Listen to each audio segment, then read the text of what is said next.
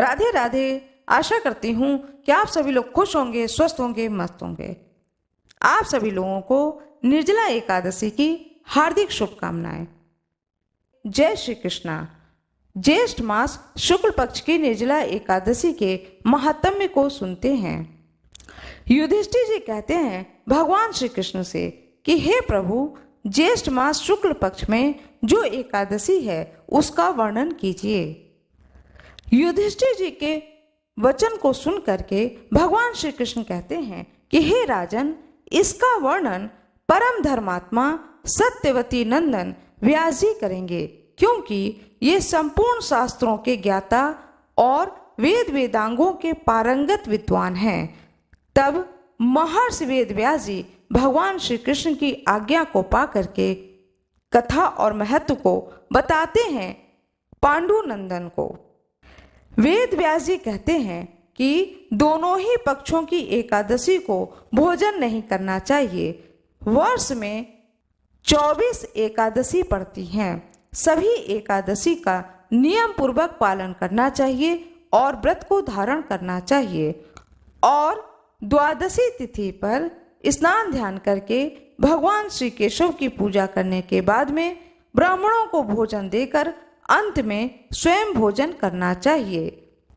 गुरु जी की बात को सुन करके भीमसेन कहते हैं कि परम बुद्धिमान पितामह, मेरी उत्तम बात को सुनिए। राजा युधिष्ठिर, माता कुंती, पत्नी द्रौपदी, अर्जुन, नकुल और सहदेव ये एकादशी को कभी भोजन नहीं करते हैं तथा मुझसे भी हमेशा यही कहते हैं कि भीमसेन, तुम भी एकादशी को खाया ना करो।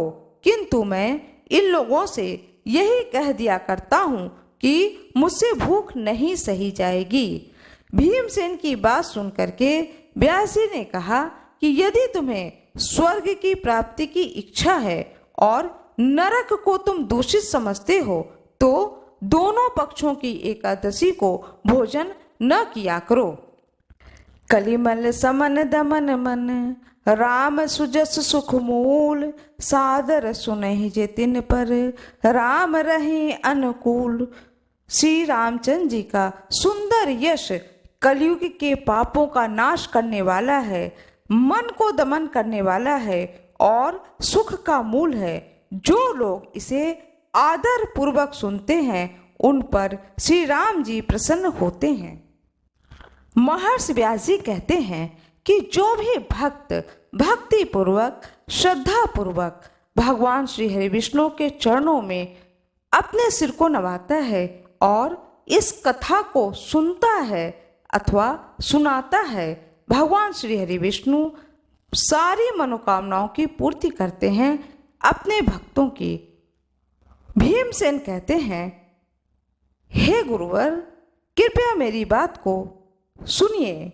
मैं एक बार भोजन करके भी मुझसे व्रत नहीं किया जा सकता, फिर उपवास करके तो मैं रह ही कैसे सकता हूँ। मेरे उदर में वृक नामक अग्नि सदा प्रज्वलित रहती है, अतः जब मैं बहुत अधिक खाता हूँ तभी यह शांत होती है। इसलिए हे महामुने, मैं वर्ष भर में केवल एक ही उपवास कर सकता हूँ जिससे स्वर्ग की प्राप्ति सुलभ हो तथा जिसके करने से मैं कल्याण का भागी हो सकूं। ऐसा कोई एक व्रत निश्चय करके बताइए, मैं उसका यथोचित पालन करूंगा। मैं दान कर सकता हूँ, मैं जाप कर सकता हूँ, नाम जप कर सकता हूँ, किंतु मुझसे व्रत करने में बहुत कठिनता होती है। भीमसेन की बात को सुन करके महर्षि व्यास जी कहते हैं कि हे भीम, सुनो कि हे भीमसेन, ज्येष्ठ मास में जब सूर्य वृक राशि पर हो या मिथुन राशि पर हो, शुक्ल पक्ष में जो एकादशी हो उसका यत्न पूर्वक निर्जल व्रत करो। केवल कुल्ला या आचमन करने के लिए मुख में जल डाल सकते हो, उसको छोड़ करके अन्य किसी प्रकार का जल विद्वान पुरुष मुख में न डालें, अन्यथा व्रत भंग हो जाता है। एकादशी को सूर्योदय से लेकर के दूसरे दिन के सूर्योदय तक मनुष्य जल का त्याग करे तो यह व्रत पूर्ण होता है। तदंतर द्वादशी को निर्मल प्रभात काल में स्नान करके ब्राह्मणों को विधि पूर्वक जल और सुवर्ण का दान करना चाहिए। इस प्रकार सब कार्य पूरा करके जितेंद्रिय पुरुष ब्राह्मणों के साथ भोजन करे। वर्ष भर में जितनी एकादशियां होती हैं उन सब का फल निर्जला एकादशी के सेवन से मनुष्य प्राप्त कर लेता है, इसमें तनिक भी संदेह नहीं है। शंख चक्र और गदाधारी भगवान केशव ने मुझसे यह बात कही थी कि यदि मानव सब को छोड़कर एकमात्र मेरी शरण में आ जाए और एकादशी को निराहार रहे तो वह सब पापों से छूट जाता है। एकादशी व्रत करने वाले व्यक्ति के पास विशाल काय और विकराल आकृति वाले दंडधारी भयंकर यमदूत भी नहीं आते हैं। अंत काल में पीतांबरधारी सौम्य स्वभाव वाले भगवान विष्णु के दूत उस वैष्णव पुरुष को सत्यलोक ले जाते हैं। अतः निर्जला एकादशी को पूर्ण यत्न करके उपवास करना चाहिए। तुम भी सब पापों की शांति के लिए यत्न के साथ उपवास और श्री हरि का पूजन करो। स्त्री हो या पुरुष, यदि उसने मेरु पर्वत के बराबर भी महान पाप किया हो तो भी वह सब एकादशी के प्रभाव से भस्म हो जाता है। जो मनुष्य उस दिन जल के नियम का पालन करता है वह पुण्य का भागी होता है। उसे एक एक पहर में कोटि कोटि स्वर्ण मुद्रा दान करने का फल प्राप्त होता है। सुना गया है, मनुष्य निर्जला एकादशी के दिन स्नान, दान, जप, होम आदि जो कुछ भी करता है वह सब अक्षय होता है। यह भगवान श्री कृष्ण का कथन है। निर्जला एकादशी को विधि पूर्वक उत्तम रीति से उपवास करके मानव वैष्णव पद को प्राप्त कर लेता है। जो मनुष्य एकादशी के दिन अन्न को खाता है वह पाप भोजन करता है। इस लोक में वह चांडाल के समान और मरने पर दुर्गति को प्राप्त होता है। जो ज्येष्ठ के शुक्ल पक्ष में एकादशी को उपवास करके दान देंगे वे परम पद को प्राप्त होंगे। जिन्होंने एकादशी को उपवास किया वे ब्रह्म हत्यारे, शराबी, चोर तथा गुरुद्रोही होने पर भी सब पातकों से मुक्त हो जाते हैं। हे कुंती नंदन, निर्जला एकादशी के दिन श्रद्धालु स्त्री पुरुष के लिए जो विशेष दान और कर्तव्य विहित हैं उसे सुनो। उस दिन जल में शयन करने वाले भगवान विष्णु का पूजन, जलमय धेनु का दान करना चाहिए अथवा प्रत्यक्ष धेनु या धृतमय धेनु का दान उचित है। पर्याप्त दक्षिणा और भांति भांति के मिष्ठानों द्वारा यत्न पूर्वक ब्राह्मणों को संतुष्ट करना चाहिए।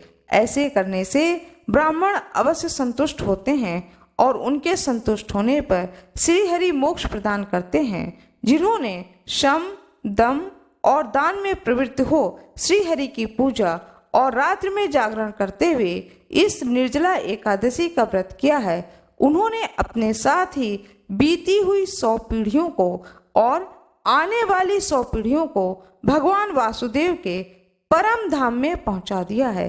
निर्जला एकादशी के दिन अन्न, वस्त्र, गौ, जल, सैया, सुंदर आसन, कमंडलू तथा छाता दान करना चाहिए। जो श्रेष्ठ एवं सुपात्र ब्राह्मणों को जूता दान करता है वह सोने के विमान पर बैठकर स्वर्ग लोक में प्रतिष्ठित होता है। जो इस एकादशी की महिमा को भक्ति पूर्वक सुनता है तथा जो भक्ति पूर्वक उसका वर्णन करता है वे दोनों स्वर्ग लोक में जाते हैं। चतुर्दशी युक्त अमावस को सूर्य ग्रहण के समय श्राद्ध करके मनुष्य जिस फल को प्राप्त करता है वही इसके श्रवण से भी प्राप्त होता है। पहले दंत धावन करके यह नियम लेना चाहिए कि मैं केवल भगवान केशव की प्रसन्नता के लिए एकादशी को निराहार रहकर आचमन के सिवा दूसरा जल त्याग कर दूंगा और द्वादशी को देव देवेश्वर भगवान विष्णु का पूजन करके गंध, धूप, दीप, नैवेद्य भोग लगाकर विधि पूर्वक पूजन करके घड़े का दान करके तब इस व्रत का पालना करूँगा।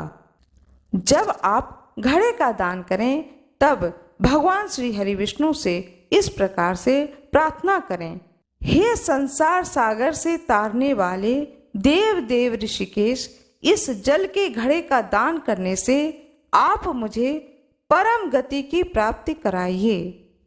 हे भीमसेन, ज्येष्ठ मास में शुक्ल पक्ष की जो शुभ एकादशी होती है उसका निर्जल व्रत करना चाहिए तथा उस दिन श्रेष्ठ ब्राह्मणों को शक्कर के साथ जल के घड़े का दान करना चाहिए। ऐसा करने से मनुष्य भगवान विष्णु के समीप पहुंचकर आनंद का अनुभव करता है। तत्पश्चात द्वादशी को ब्राह्मण को भोजन कराने के बाद स्वयं भोजन करो।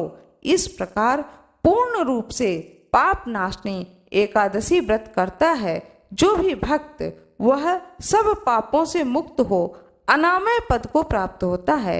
यह सुनकर के भीमसेन ने भी इस शुभ एकादशी का व्रत आरंभ कर दिया। तब से यह लोक में पांडव द्वादशी के नाम से विख्यात है। भगवान श्री कृष्ण की जय हो, भगवान श्री हरि विष्णु की जय हो, माता लक्ष्मी की जय हो। आइए सुनते हैं भक्त और भगवान की बड़ी ही सुंदर और एक दुर्लभ कथा। भक्त और भगवान की बड़ी ही सुंदर कथा है। एक बार श्री वल्लभाचार्य की इच्छा हुई कि वो जगन्नाथपुरी जाएं, एकादशी पर भगवान जगन्नाथ जी का दर्शन करें, और इस इच्छा की पूर्ति के लिए वह पहुंचते हैं।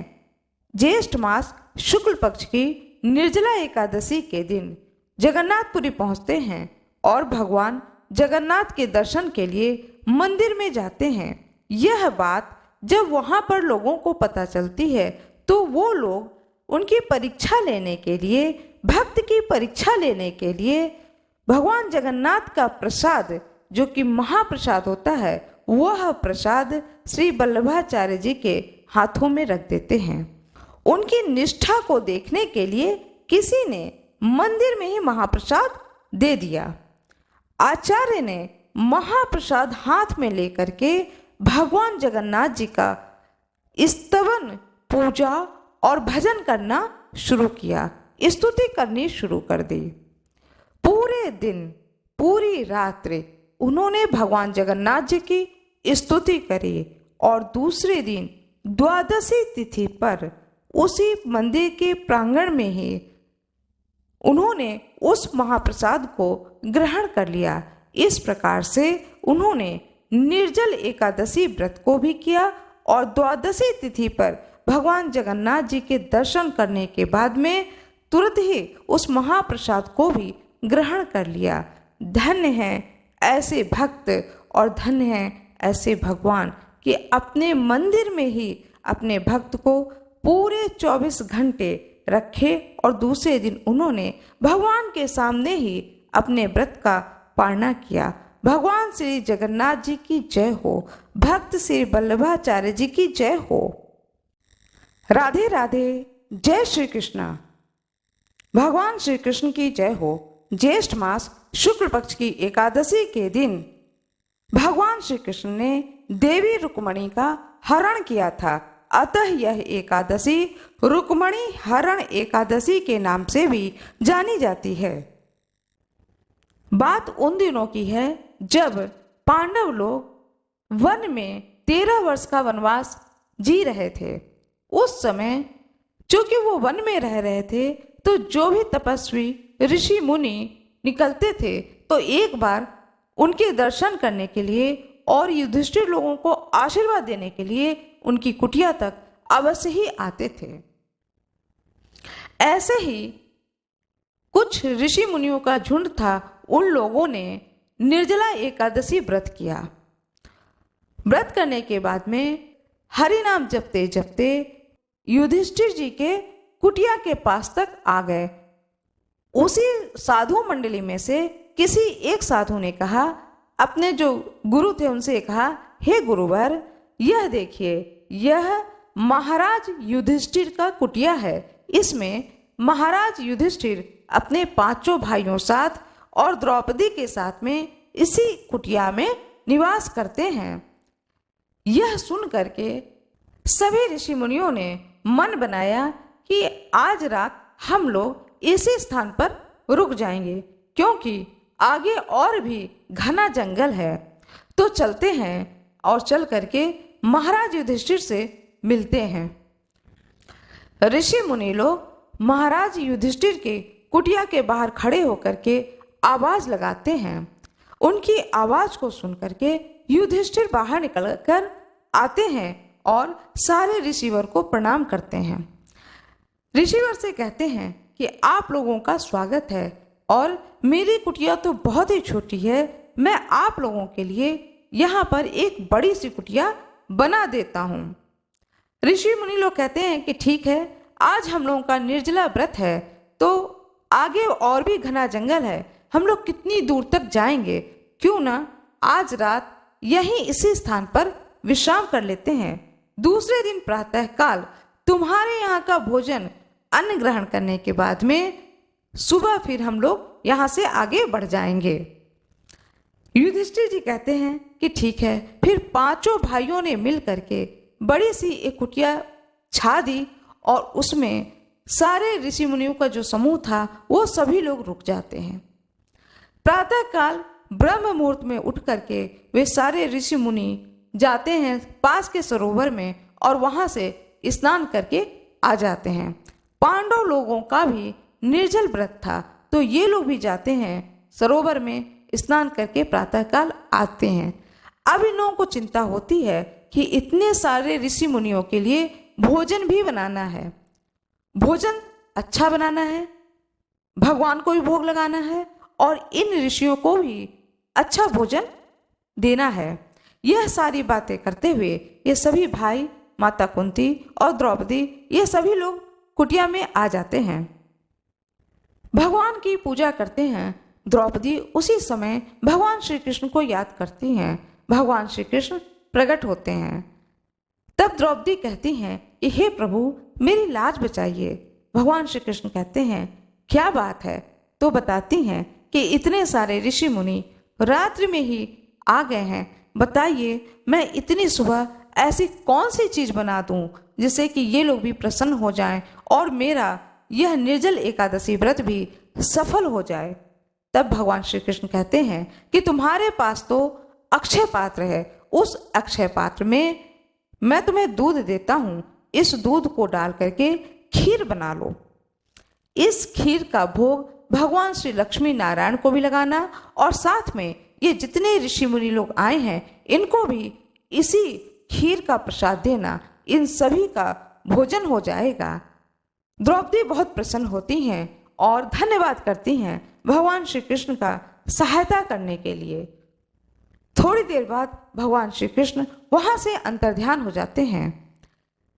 द्रौपदी खीर बनाती है, खीर बना करके भगवान श्री हरि विष्णु को भोग लगाती है और उसी खीर का प्रसाद उन सभी ऋषि मुनियों को देती है। सारे ऋषि मुनि उस प्रसाद स्वरूप खीर को खा करके अत्यंत प्रसन्न होते हैं और युधिष्ठिर को चक्रवर्ती राजा बनने का आशीर्वाद दे करके जंगल की ओर आगे बढ़ जाते हैं। आशा करती हूँ कि आप लोगों को यह कथा बहुत ही अच्छी लगी होगी। कृपया वीडियो को लाइक करिएगा, चैनल को सब्सक्राइब करिएगा, बेल आइकन दबाना ना भूलिएगा। कमेंट बॉक्स में जय हरि विष्णु अवश्य ही लिख दीजिएगा। आप लोगों का बहुत बहुत धन्यवाद। भगवान श्री हरि विष्णु की जय हो। आज मैं आप लोगों को एक कथा सुनाने जा रही हूँ, तुलसी माता की कथा। कार्तिक के महीने में सब कोई तुलसी माता को सींचते हैं। सब कोई तो सींच के चले जाते थे, लेकिन एक बुढ़िया माई आती और माता तुलसी को रोजाना सींचती और तुलसी माता से कहती, सत्य की दाता मैं बिरला सींचू तेरा, तू कर निस्तारा मेरा। तुलसी माता अड़ुआ दे लड़ुआ दे, पीताम्बरा की धोती दे, मीठा मीठा घास दे, बैकुंठ का वास दे, चटके की चाल दे, पटके की मौत दे, चंदन की काठ दे, झालर के झिनकार दे, साईं का राज दे, दाल भात का जमीन दे, 11 का दिन दे, कृष्ण का कंधा दे। इतनी बात सुनकर माता तुलसी सूखने लगी। एक बार भगवान कृष्ण ने पूछा कि तुम्हारे पास तो इतनी औरतें आती हैं तुम्हें जिमाने, गातने, तुम्हें पूजने, और तुम सूखने कैसे लगीं? तब तुलसी माता ने कहा कि एक बुढ़िया माई आती है जो रोजाना इतनी बात कहकर जाती है, मैं तो और सब कुछ दे दूंगी, पर आप भगवान कृष्ण के कंधा कहाँ से दूंगी। थोड़े दिन बाद वह बुढ़िया मर गई। सब उसको उठाने लगे, पर वह इतनी भारी हो गई कि उठे ही नहीं। सब कोई कहने लगे, पाप घाट की माला फेरती होगी जिससे इतनी भारी हो गई है। भगवान बूढ़े ब्राह्मण का रूप धारण करके आए और सबसे पूछने लगे कि इतनी भीड़ क्यों हो रही है। सब लोग बोले कि एक बुढ़िया है जो कि मर गई है, पापनी थी, इसलिए किसी से नहीं उठती। तब भगवान बोले कि इसके कान में एक बात कहने दो तो यह उठ जाएगी। सबने कहा तू भी मन की निकाल ले। भगवान ने जाकर उसके कान में कहा, बुढ़िया माई तू बिरला सींचे मेरा, मैं करूं निस्तारा तेरा।